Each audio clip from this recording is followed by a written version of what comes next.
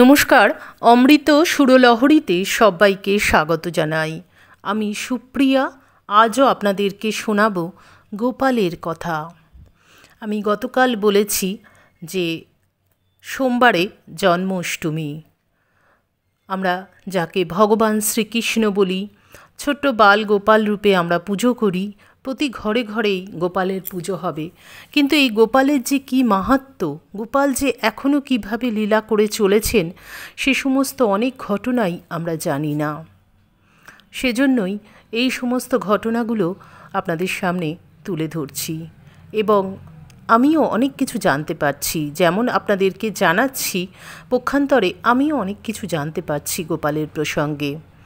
এবং ছোট্ট গোপাল রূপে তিনি কেন এই জগতে তার ভক্তদের কাছ থেকে সেবা নিতে এলেন।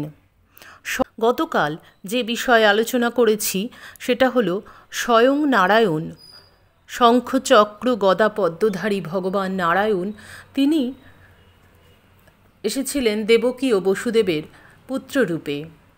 কিন্তু তিনি গোপাল রূপ কেন ধারণ করলেন, কেন গোপাল রূপে সেবা নিতে এলেন, সে প্রসঙ্গ গতকাল আলোচনা করেছি। যদি আপনারা কেউ না শুনে থাকেন তাহলে অবশ্যই শুনবেন। আশা করি আপনারা যারা গোপালের পুজো করেন তাদের ভালো লাগবে। এবং আজকে আমরা শুনব যে ভগবানের উপরে, ভগবানের প্রতি কী রাখলে এবং কী করলে আমরা আমাদের জীবনের সমস্ত বাধা বিপদ থেকে মুক্ত হয়ে আমরা এক মুক্ত জীবন যাপন করতে পারবো। আমাদের জীবনের সমস্ত বন্ধন দূর হবে কি করলে, আমরা কিভাবে সাফল্যের পথে এগিয়ে যেতে পারবো, সে প্রসঙ্গে কিছু ঘটনা শুনব এবং গোপালের মাহাত্ম্য তাও শুনব। আজ এ কথাও শুনব ভগবান শ্রীরামকৃষ্ণদেব কিভাবে গোপালকে দর্শন করেছিলেন, সেই অলৌকিক দর্শনের কথা। এই সমস্ত কথা আজ আলোচনা করব। তাই বলবো আজকের ভিডিওটা কেউ স্কিপ না করে পুরোটা শুনুন। এবং গতকাল যারা শোনেননি তারা অবশ্যই গতকালকের ভিডিওটা শুনবেন, কারণ না হলে আপনারা লিঙ্ক করতে পারবেন না একটার সঙ্গে আরেকটা। এটা একটা ধারাবাহিক আলোচনা। গতকাল গোপালের, তিনি যে কেন গোপাল রূপ ধারণ করলেন, পূর্ব জন্মে তিনি কী রূপে ছিলেন, দেবকী এবং বসুদেব কী রূপে ছিলেন, এই সমস্ত বিষয় আলোচনা করেছি গতকালকের ভিডিওতে। চলুন আমরা শুনে নিই গোপাল রূপে ভগবানের লীলার কথা। গতকাল যেখানে শেষ করেছিলাম, নিজেদের পূর্বজন্মের বৃত্তান্ত শুনে যখন দেবকী ও বসুদেব আনন্দে ভাসছেন, তখনই তারা শুনলেন ভগবান দৃঢ় স্বরে তাদের উদ্দেশ্যে বলছেন, তোমরা যদি আমাকে একবার মাত্র ব্রহ্মভাবে চিন্তা করো বা আমাকে যদি পুত্রের মতো স্নেহ করো, তাহলে এই সংসারের চক্র থেকে মুক্ত হয়ে আমার ধাম বৈকুণ্ঠে যাবে, তাতে কোনো সন্দেহ নেই। কথাগুলি বলেই ভগবান অকস্মাৎ চতুর্ভুজ মূর্তি থেকে দ্বিভুজ শিশুতে রূপান্তরিত হলেন। একেবারে কোলের ছেলের মূর্তি, গোপাল মূর্তি। এখানে লক্ষণীয় হল বসুদেব ও দেবকীকে আগের কথাগুলো বলেই ভগবানের গোপাল রূপ ধারণ। আমাকে পুত্রের মতো স্নেহ করলে তোমরা আমাকেই পাবে বলেই ভগবান তার ঐশ্বর্যময় চতুর্ভুজ রূপ ছেড়ে গোপাল রূপ ধারণ করছেন। অর্থাৎ শুধু কথার কথা নয়, তিনি সত্যি সত্যিই সন্তান রূপে ভক্তের সেবা পেতে চাইছেন। দেখুন, আমরা অনেকেই ঘরে গোপাল পুজো করি এবং গোপালকে আমরা আমাদের সন্তানের মতনই মানি। প্রত্যেকেই আমরা বলি, আমার ছোট্ট গোপু, আমার দুটো ছেলে, আমার নিজের সন্তান আর গোপাল, দুজনকে নিয়ে এরকমভাবে কিন্তু আমরা বলি, গোপালের সঙ্গে আমরা কথা বলি। কিন্তু সেই গোপালকে কিভাবে আমরা পাবো সে প্রসঙ্গে চলুন শুনব। এরপর ভগবান বসুদেবকে সেই আদেশ দিলেন, গোকুলে নন্দের গৃহে আমার যোগমায়া নন্দগৃহিণী যশোদার কন্যারূপে জন্মগ্রহণ করেছেন। আমাকে নন্দগৃহে রেখে সেই কন্যাকে এখানে নিয়ে এসো। ততক্ষণে দেবী যোগমায়া নিজের মায়া বিস্তার করেছেন। বসুদেব গোপালকে নিয়ে কারাগার থেকে বেরোতে গিয়ে দেখলেন কারাগারের প্রহরীরা সবাই ঘুমে অচেতন, একেবারে কাল ঘুম। কিন্তু কারাগার থেকে বেরোনোর উপায় নেই, কারাগারের সব মস্ত মস্ত দরজাই বন্ধ, কপাটগুলোর বড় বড় লোহার খিল দেওয়া। বসুদেব শিশুকৃষ্ণকে কোলে নিয়ে যেই দরজার কাছে গিয়ে দাঁড়ালেন, অমনি দরজার সমস্ত বন্ধন খসে গিয়ে কপাট আপনা আপনি খুলে গেল। বাইরে তখন ঝমঝম করে বৃষ্টি পড়ছে, ক্ষণে ক্ষণে গর্জে উঠছে মেঘ, আকাশের বুক চিরে থেকে থেকে ঝলসে উঠছে বিদ্যুতের আলো। বসুদেবের কোলে স্বয়ং ভগবান আরামে চোখ বুজে শুয়ে আছেন, একেবারে নিশ্চিন্ত। বসুদেব এগিয়ে চললেন। পরক্ষণেই তার খেয়াল হলো যে এত বৃষ্টির মধ্যেও তার গায়ে এক ফোঁটা জল এসে পড়ছে না। কি ব্যাপার? পিছন দিকে তাকালেন বসুদেব। আকাশে বিদ্যুৎ চমকে উঠতেই বসুদেব দেখলেন শেষনাগ অনন্তদেব, যার কোলে বিষ্ণু শুয়ে থাকেন।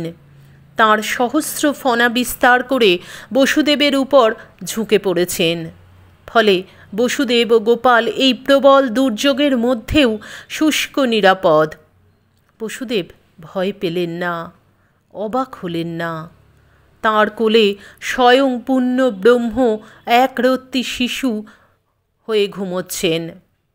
এর চেয়ে আশ্চর্য জগতে আর কি বা হতে পারে? শিশু কোলে বসুদেব চলেছেন, পিছনে পিছনে তাদের ছাতা হয়ে যাচ্ছেন শেষনাগ। আবার কোনো কোনো মতে দেবী পার্বতী শ্রীবা অর্থাৎ শৃগাল রূপ ধারণ করে বসুদেবকে পথ দেখিয়ে নিয়ে যাচ্ছিলেন। বসুদেব পৌঁছলেন যমুনার তীরে। মথুরার দক্ষিণ পূর্ব কোণে যমুনার তীরে গোকুল, গোপনায়ক নন্দের বাসভূমি।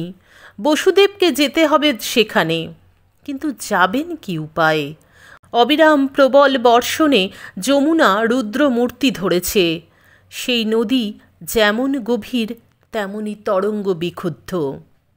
জলে নামলেই নদী আস্ত গিলে খাবে।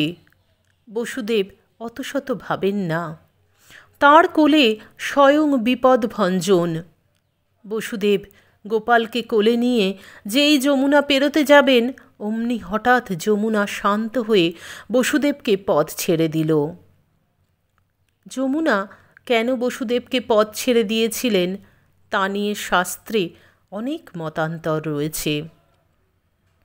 তবে যে দুটি মত সবচেয়ে চিত্তাকর্ষক সেগুলি হল, এক, বসুদেব শিশুকৃষ্ণকে নিয়ে আসছেন দেখে যমুনা প্রথমে চিন্তা করলেন, কি সৌভাগ্য! যার পদরজ ব্রহ্মা শিরে ধারণ করেন তিনিই কিনা আমার তটে আসছেন। এই ভেবে আনন্দে যমুনার হৃদয় পূর্ণ হয়ে উঠল এবং তার দু চোখে এত প্রেমাশ্রু ঝরল যে যমুনার জলস্তর বেড়ে গেল। কিন্তু পরক্ষণেই যমুনার মনে আশঙ্কা জন্মালো, আমার এই ভয়ঙ্কর রূপ, অগাধ জল দেখে শ্রীকৃষ্ণ যদি আমার জলে ক্রীড়া করতে না আসেন, যদি আমাকে গ্রহণ না করেন। এই ভেবে যমুনা শান্ত রূপ ধারণ করে বসুদেবকে পথ ছেড়ে দিলেন। আবার অন্য মতে যমুনা ভেবেছিলেন, আমি কৃষ্ণা, আমার রূপ কালো, আমার জল কৃষ্ণবর্ণ, আমার বাইরেও এখন স্বয়ং শ্রীকৃষ্ণ উপস্থিত, এখন আমি আমার অন্তরে তাকে ধারণ করব। এই ভেবেই গোপালকে পথ ছেড়ে দেওয়ার ছলে যমুনা তাকে নিজের অন্তরে ধারণ করেছিলেন। বসুদেব কৃষ্ণকে কোলে নিয়ে সেই দুর্যোগের রাতে যে ঘাট থেকে নদী পেরিয়ে গোকুলে গিয়েছিলেন, সেই ঘাট ধ্রুবঘাট নামে প্রসিদ্ধ। কথিত আছে ভক্ত ধ্রুব এই ঘাটে বসে তপস্যা করে সিদ্ধি লাভ করেছিলেন। ঠাকুর শ্রীরামকৃষ্ণ পরমহংস যখন মথুরায় গিয়েছিলেন, তখন ধ্রুবঘাটে গিয়ে তাঁর এক অলৌকিক দর্শন ঘটেছিল। স্বয়ং শ্রীরামকৃষ্ণের কথায়, মথুরার ধ্রুবঘাট যাই দেখলাম, অমনি দপ করে দর্শন হলো, বসুদেব কৃষ্ণ কোলে লয়ে যমুনা পার হচ্ছেন। কি অপূর্ব কথা! ঠাকুর শ্রী রামকৃষ্ণদেব, যাকে আমরা আমাদের অন্তরে ধারণ করেছি, যিনি স্বয়ং ভগবান কৃষ্ণ, রাম, দুয়ে মিলে রামকৃষ্ণ, তিনি বলছেন, যখন আমি মথুরায় গিয়েছিলাম, তখন আমি মথুরায় ধ্রুবঘাটে আমি বসুদেবকে দেখলাম, তিনি স্বয়ং কৃষ্ণকে, গোপালকে কোলে নিয়ে চলেছেন, যমুনা পার হচ্ছেন। বসুদেব গোকুলে গিয়ে দেখলেন গোটা গোকুল ঘুমে অচেতন হয়ে পড়েছে। গোকুলে নন্দরাজার গৃহ বসুদেব চিনতেন না, কিন্তু তাকে তা খুঁজতে হলো না। নন্দের গৃহ যেন আপনা আপনি তার কাছে ধরা দিল। দেবী যোগমায়ার প্রভাবে নন্দের গৃহের দ্বারও আপনা আপনি খুলে গেল। নন্দরাজের গৃহেও কেউ জেগে নেই। বসুদেব অনায়াসেই অন্তঃপুরে যশোদার কাছে গেলেন এবং নিজের পুত্রকে ঘুমন্ত যশোদার পাশে শুইয়ে দিয়ে যশোদার নবজাত কন্যাটিকে নিয়ে কারাগারে ফিরে এলেন। মথুরা ও গোকুলের মানুষ তো ছাড়, একটা কাক পক্ষীও টের পেল না যে এই দুর্যোগের রাত্রে কি আশ্চর্য ঘটনা ঘটে গেল। এবং যা যা ঘটল তার মাধ্যমে ভগবান এই তত্ত্বই প্রকাশ করলেন যে যে ব্যক্তি ভগবানকে হৃদয়ে ধারণ করে রাখে, মায়া তাকে বাঁধতে পারে না। সে সমস্ত বন্ধন থেকে অনায়াসে মুক্তি পায়। তার সাফল্যের পথের সমস্ত বাধা রুদ্ধ দুয়ার মুক্ত হয়ে যায়। তার সাফল্যের পথের সমস্ত বাধা রুদ্ধ দুয়ার মুক্ত হয়ে যায়। এমনকি তার কাছে ভবনদীর জলও শুকিয়ে যায়। অসাধারণ কথা যে ভগবানকে হৃদয়ে ধারণ করতে পারে। হৃদয়ে কখন আমরা ধারণ করতে পারবো? যখন আমরা ভগবানকে বিশ্বাস করব, ভরসা করব, তারপরেই আসবে ভালোবাসা। তাই আমাদেরকে ভগবানকে ভরসা করতে হবে, বিশ্বাস করতে হবে, নিজেকে সম্পূর্ণ সমর্পণ করতে হবে, হৃদয়ে তাকে ধারণ করতে হবে। এটা যদি আমরা করতে পারি তবে কিন্তু আমাদের জীবনের সাফল্যও অবশ্যম্ভাবী, কেউ রুখতে পারবে না। আর ওই যে ঠাকুর রামকৃষ্ণদেব বলেছেন, সত্যকে ধরে রাখতে, সত্যকে ধরে রাখতে হবে সর্বদা। আর ভগবানকে বিশ্বাস ভরসা করতে হবে। সর্বোপরি ভগবানকে বিশ্বাস ভরসা করলে আমার পা টলবে না, আমি কোনো অন্যায় করব না, আর তিনিই আমার জীবনের সমস্ত বাধা বন্ধন দূর করে সাফল্যের দুয়ার খুলে দেবেন। চলুন এরপরে কি ঘটল আমরা শুনি।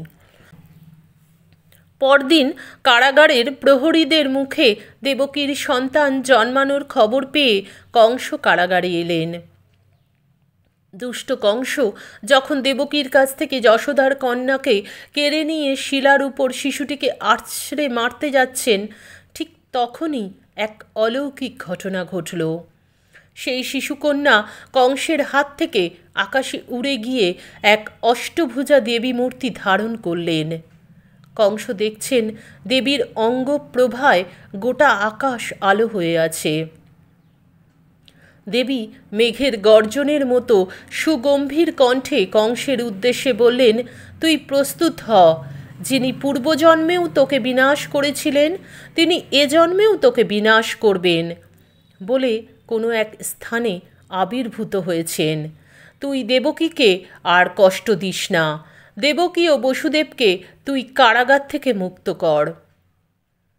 কংস পূর্বজন্মে কালনামী নামক অসুর ছিলেন। তখন শ্রী বিষ্ণুই তাকে বধ করেছিলেন। এ জন্মেও সে রাক্ষসের স্বভাব পেয়েছিল এবং ভয়ঙ্কর অত্যাচারী হয়ে উঠেছিল। কিন্তু ভগবানের কৃপাশক্তি এমন যে দেবীর আদেশ পাওয়ার পর কংস দেবকী ও বসুদেবকে মুক্তি দিয়েছিলেন। সত্যি অপূর্ব, বলার কোনো ভাষা নেই। আমরা হয়তো অনেকেই এই ঘটনাগুলো জানি, কিন্তু যতবার পড়ি ততবার নতুন নতুন মনে হয় এবং ভীষণ ভালো লাগে জানতে ভগবান শ্রীকৃষ্ণের এই লীলা কথা। এ শোনাও মঙ্গল। যিনি ভগবান শ্রীকৃষ্ণ তিনি স্বয়ং রামকৃষ্ণ।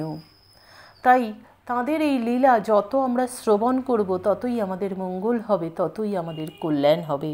তাই বলবো আপনারা সকলে যুক্ত হন এই ভগবান শ্রীকৃষ্ণ বা তথা রামকৃষ্ণের লীলা কথা শ্রবণ করার জন্য। যারা এখনও আমাদের চ্যানেলটি সাবস্ক্রাইব করেননি তারা অবশ্যই আমাদের চ্যানেলটি সাবস্ক্রাইব করে পাশে থাকুন। এরকম অনেক ইনফরমেটিভ ভিডিও আপনারা পাবেন, মোটিভেশনাল ভিডিও পাবেন, ইনফরমেটিভ ভিডিও পাবেন, আপনারা পাবেন বিভিন্ন ধরনের বিভিন্ন ধর্মীয় প্রসঙ্গ পাবেন এখানে। সেজন্য বলবো অবশ্যই আমাদের চ্যানেলটি সাবস্ক্রাইব করুন। ভগবান শ্রীকৃষ্ণের কৃপায় আপনারা সকলে খুব ভালো থাকুন, সুস্থ থাকুন, সকলের মঙ্গল হোক, সকলের ভালো হোক। যেতে যেতে বলবো আজকের ভিডিওটি যদি ভালো লাগে অবশ্যই একটা লাইক দেবেন, কমেন্ট করবেন, বন্ধুদের মধ্যে শেয়ার করবেন। যত বেশি শেয়ার করবেন তত মানুষ জানতে পারবে। আজকের মতন এখানেই বিদায় নেব।